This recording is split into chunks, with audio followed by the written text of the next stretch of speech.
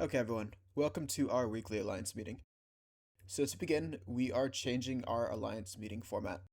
First and foremost, instead of writing a whole meeting document with about 25 pages and 8,500 words approximately, which was a bit insane, to be honest, we're going to be going off bullet points instead. So, internally, our director team is just going to write down some bullet points of the points we want to cover, and then maybe some points on that topic. That's sort of it. When we finish the meeting and we publish what we discussed afterwards, we will just simply put forward a recording. I feel like that one, this is going to be less work on us ahead of time, not having to write the entire document in advance. And two, I think it's overall going to sound more natural. Our leadership restructuring has been completed. It took us probably about 4 weeks to kind of work on this project. January 1st was our original target date, and we began the initial implementation of it. And I believe I've mentioned this multiple times in previous meetings, that we just simply moved from a system that was overcomplicated to one that was oversimplified. And we kind of found a right balance after stepping back and taking a few more weeks to consider it, as well as working on how we handle communication internally to directors. For those who aren't directors, the way we do it is basically we create a thread, and then we give a write-up as to kind of what we're doing, the changes we're making to the alliance, then we at all directors, and make sure all directors verify they're good at these changes, they've read them, and they approve them. That was something we had issues on initially, but we're kind of getting through a bit of these bumps we've had since our leadership transition. Overall, I feel that things are getting better, and we're becoming a little bit more organized internally. We now only have director and officer roles instead of ministry lead, director, sub-director, and officer. We've gone back to kind of the compartmentalization we've had before, where we have multiple departments, and each department has specific officers. Like, for example, internal affairs has internal affairs officers, diplomats have diplomats, and generally it's discouraged people to double stack roles, but sometimes it is necessary. As for our next steps with leadership, personally, I'm doing a check-in with every single officer we have. I think it's about 14 officers in total, plus all the directors that we have. I think it's good to do these one-on-ones after we've been around for about 2 years now. I think personally it helps me a lot in getting a feel to where some of our core members are at. It also helps me get a good idea of what we kind of want to move towards as an alliance and what our members value most. We're going to continue our weekly alliance meeting. I feel like this is a good way for us to get information out to the entire alliance as a whole. I feel like without these meetings, things kind of become a void and speculation begins to fill the gaps. I also think it's important to strike a balance between frequency and information, where we don't want to have a meeting going on for an hour long, discussing topics exhaustively. I think it's also important to balance it so that we have it enough, so that there is a constant flow of information. We'll be doing weekly meetings with our corp leadership and alliance officers every Sunday. So while this meeting is a general release of information to all of our members, the leadership meeting is just kind of more so targeting the internal workings of the alliance and corporations and how they can grow. In addition to our next leadership steps, we aim to appoint a director for structures and a director for logistics, as we had announced earlier. We announced it to directors and leadership, but we haven't done a general announcement yet that Venator has chosen to step back for a bit and focus on his gameplay. He's ran this alliance for about 6 months now in total, and he's been putting out approximately 12-hour days doing that ever since we did the deployment to Delve.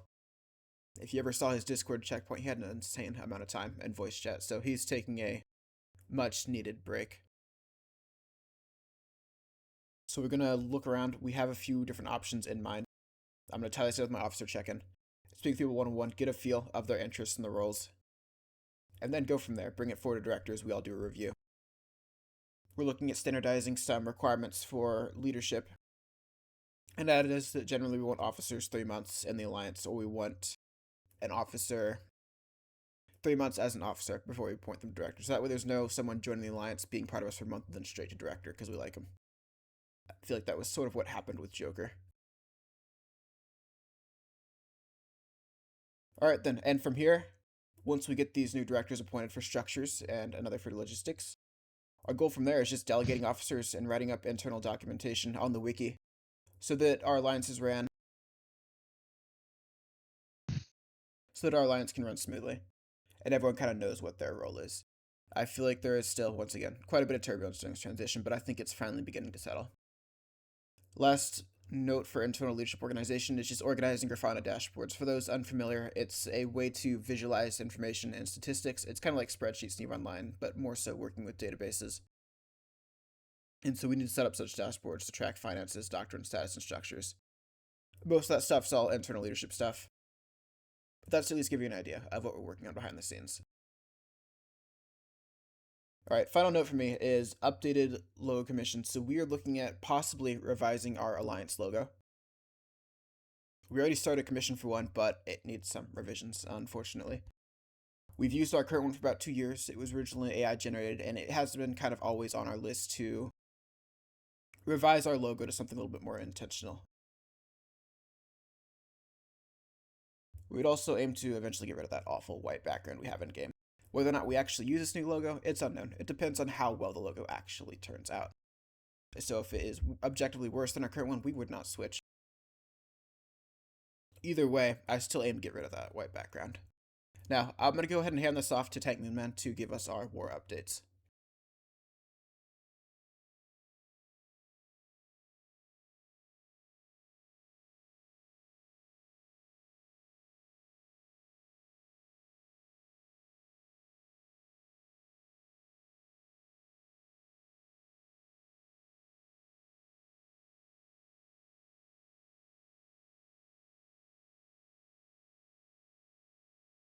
I think I managed to yap him to sleep.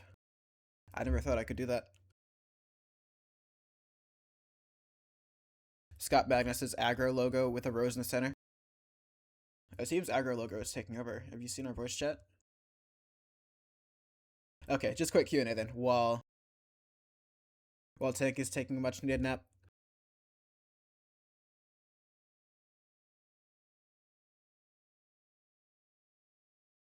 Okay, guys, leadership questions.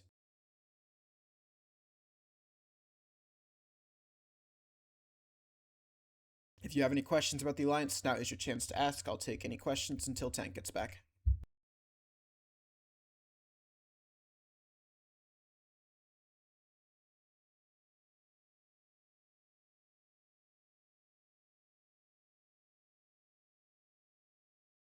Yes, we've actually heard some communication from Coalition leadership regarding moons. The only reason we haven't relayed it yet is because nothing is quite final. So what we have internally is a list of all the moons that Phoenix Coalition holds in a draft as to how the system works. Since it is still kind of a draft, I cannot mention it quite yet because it could be subject to change, and I wouldn't want to announce what the system is before it's finalized. Expectation is still end of this January regarding moons. We've taken a look at moons in our space, and generally it looks like there's only one R64 worth taking. But we will see. I would hope that next weekly meeting we can talk about moons a bit more. But again, it depends on when Coalition finalizes their system.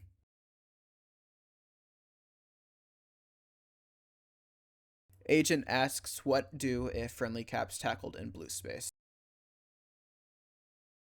It generally depends on what is tackling it. If it's just minor stuff, then we can QRF flash form and go and kill them. But if it's something a little bit more major, I believe last I checked, you guys can go to Home Def Intel in the Phoenix Coalition Discord, and you can do an @everyone ping and tell them there's a capital tackled. And then if a skirmish FC or an FC from Phoenix is around, then they can flash form to try to save it. Varvara asks, so just to be clear, the logistics department will take what responsibilities? They will take the responsibilities of coordinating the jump freighter system, a buyback program, and mining boosters. Those are going to be the three primary things for logistics. Logistics isn't particularly industry, it's more so moving stuff around. That's ensuring that our moons get mined, that's ensuring we have jump freighter routes in place, they set the pricing, and we have people to do the jump freighters. It was mentioned that part of our roadmap was a goal to have our own jump freighter system specifically serving Black Rose so that we can try to reduce delivery time and cost as much as possible. Dubstep Chemist asks, are we going to be revitalizing the acquisitions officer and director roles? It's kind of logistics department, basically. We kind of renamed acquisitions into logistics and kind of tied it all together there. Logistics, again, is coordinating the movement of items, and so I'd imagine part of that would tie into market and industry coordination as well. Not necessarily doing industry on alliance level, but more so coordinating between members who make it on an individual level. Alex214 asks, with OnlyFleets attacking KTAC 6 this week, any future plans to evacuate non-essential assets from KTAC 6? At this moment, an evacuation is not necessary. It was kind of a off-the-cuff plan to just reinforce KTAC 6 real quick while it was still switching timer from EUTZ to CNTZ.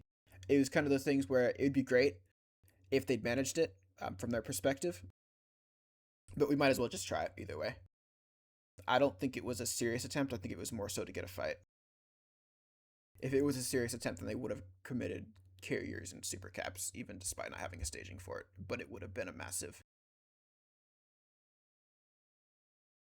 If you guys are having technical issues, just go ahead and drop this meeting real quick and rejoin it, Shelly and Tank.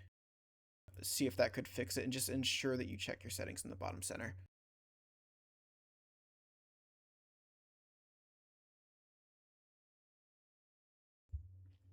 Tank, can you try speaking now?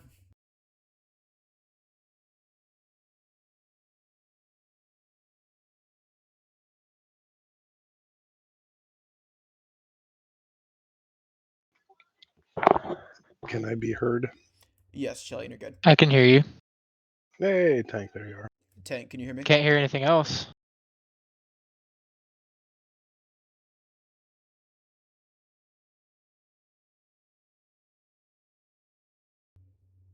Can you hear me now? I can hear you now, yeah. I sincerely hope the people in chat were able to hear me okay while I talked for like 10 minutes. All right, yeah, Tank. I thought there was like, yeah, I didn't hear anything, dude. I thought we were waiting on you. Ahead, yeah, one sec. Let me pull up my thing here. I was caught by surprise here, apparently. So we're at my thing. Where did you get to? Where are we at? It's going to be all your section at War Updates, Tank Moonman. Okay, yeah, the war updates. We got some notes here that we wanted to touch on. I'm sure Hyziri may have mentioned to you guys that maybe just kind of going a little bit more personal with this and by the cuff. So there were just a few things that I wanted to take a second for. One was to reference the 49 TAC Keepstar down. Some notes about that is that we brought 65 people to that fleet on an EUTZ timer, which for Black Rose's history is actually pretty impressive. I guess our peak at one point, according to Hyziri, was 70 people in high sec after like a month or something like that. So we're almost back from the fall off, guys. We're almost back. This is the first Keepstar that Black Rose has ever been involved in the last couple of years, so it was really cool to get that form up and kind of just get that experience, even if it didn't necessarily go our way. It was a good fight, a lot of good kills, pretty fair trade. We really made them pay for it, so a few people since then have been kind of inspired to get into super carriers and all that, so really cool to see. I was actually pretty happy despite the fact that it got taken out. After that, we had the attempted KTAC 6 headshot, which was a bit of a surprise because they were really not prepared to do that. They had no like Skynet Fortizar or staging Fortizar or siege Fortizar or anything like that to operate from. So the fact that they would really risk that kind of a lot of ISK to throw at the Keepstar was kind of amazing to see, to be honest. But nonetheless, we formed, we defended, it went well. Everybody got on grid and took care of business and kept it safe. So good job to that. I was at work, but I was making sure to pay attention the whole time it was going on. The Ragnarok loss. That's probably the next most important thing I want to touch on. I got DMs all day about that. And the thing that really sucks about it is that fundamentally, it was just an honest mistake. You know, I was a little worried that there was some real carelessness going on with how it happened and why that's now on our kill board.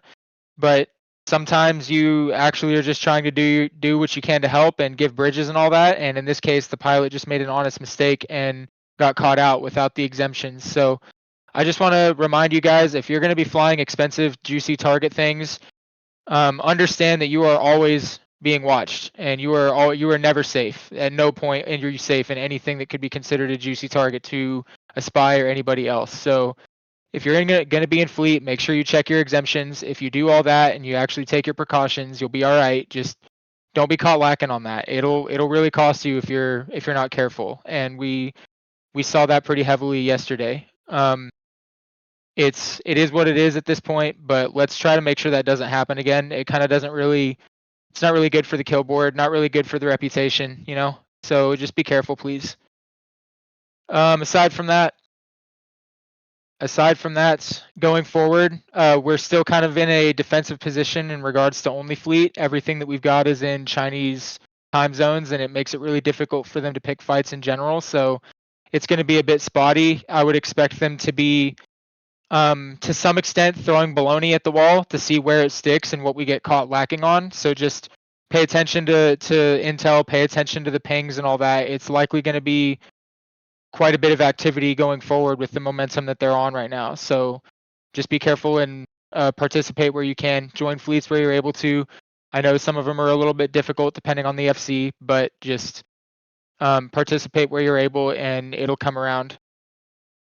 The structures are going to be ultimately where we want them to fight most. So this is more a statement for generally the people that are either already in skirmish command or fleet command positions, and also people that really just like doing PvP and want to take others out.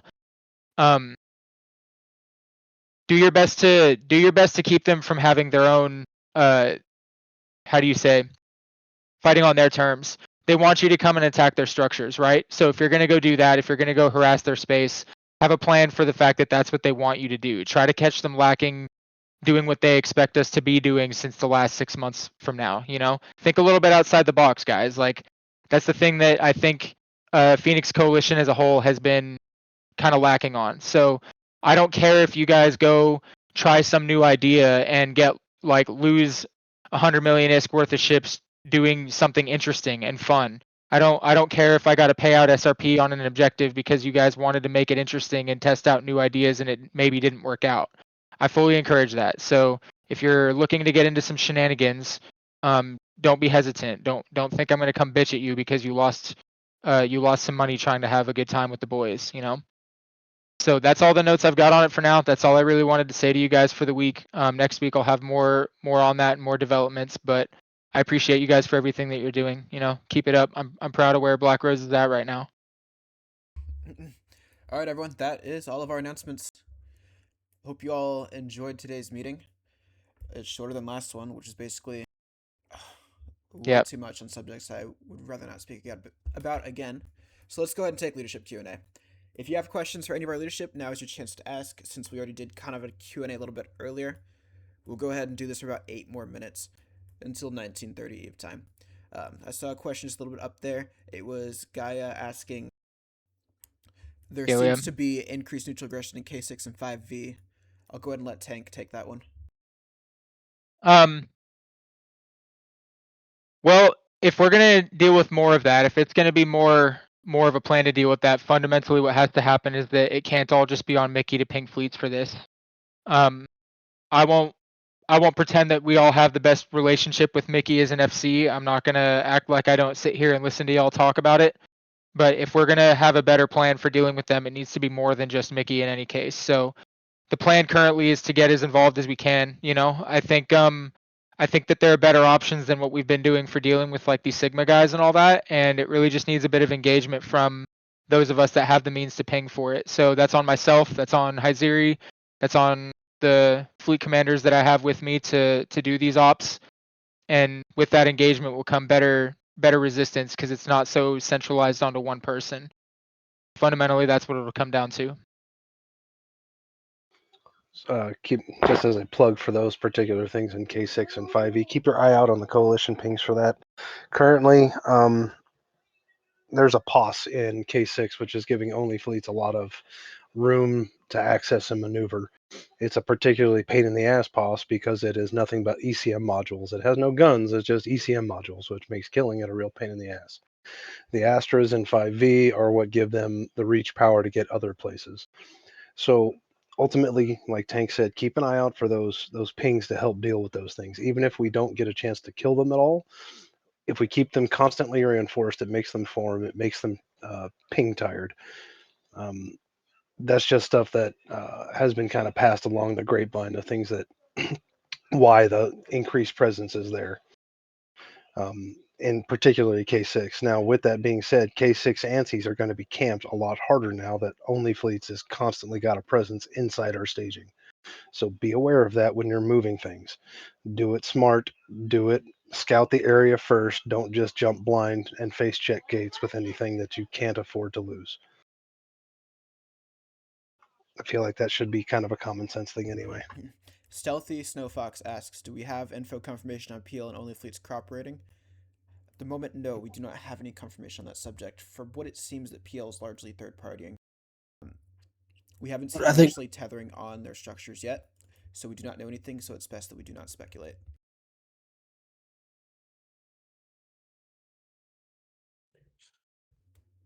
we might 5 want more to minutes, scroll up. guys. We might want to scroll up a bit. I saw Scott Magna had asked a question a while ago about news on the moon situation. I didn't know if you wanted to cover some of that here. Yes, that was covered earlier. Unfortunately, while there were some Okay. technical issues, it will be in the recording for anyone who may have missed it. Um, Basically, just to reiterate what I said earlier, it's still kind of in drafts on the coalition leadership level. We already have some stuff pushed out to directors, but we're waiting for it to become more final before we announce anything to General Alliance, as we do not want to announce a system that gets changed. All right. So for Coral and Galia that I asked about, like Sigma or put in for information there. So Pandemic Legion and Sigma kind of are here for content. They are not technically allied with OnlyFleets or us. And in the fights, they have actually fought against both us, OnlyFleets, and us as coalition.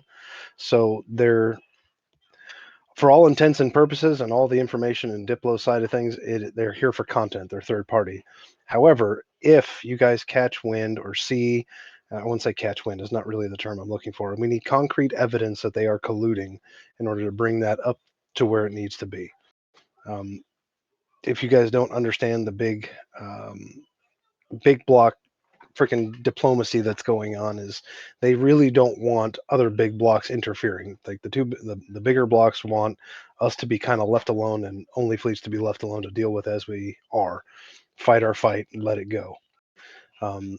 But also with that, you have people within those big blocks, corporations and smaller entities, that will poke their nose in where it's not wanted or not belonging. But if we can catch them, in a sense, with their hand in the cookie jar, the more evidence we can present, the better.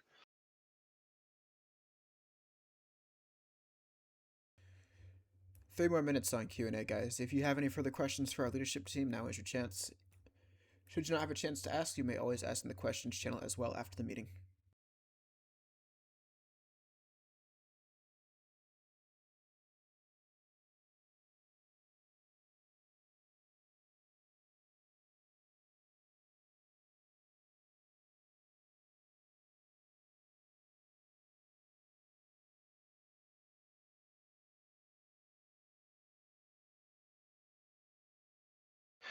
So, Stealthy, I can tell you that it's being talked at the highest levels within the coalition, along with the leadership from the other big blocks and other stuff like that. That information is not just being stagnant and left alone. It is being discussed. It is higher diplomacy than even myself. Like, I'm not even really involved in a lot of those conversations, because that is between the coalition executor and the other big blocks diplos.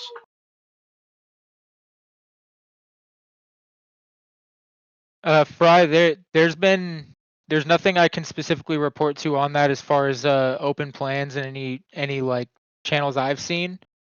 As far as I understand it, there's been some back and forth for fleet fights and all that, and they've refed some of our stuff and we've refed a couple of their things in the past. But as I currently understand it, there's no intention to really start a second front of the war. We kind of got to take one thing at a time. If something changes on that, it'll get announced, but that's kind of the information that we have to work with at the moment. All right, everyone, before we conclude this meeting, one last thing I just wish to know. So today we had a fleet from Jane with Special Assault Force, who basically took a bunch of caps and went to go fight in it, losing most of the caps because they didn't want to move them. Special Assault Force is a corporation part of Synergy of Steel. They joined them recently from Pandemic Horde and wanted to move back into bigger blocks. So they'll be leaving Sin. It'll show a bit of a decrease in their numbers on Dotlin and Zkill, but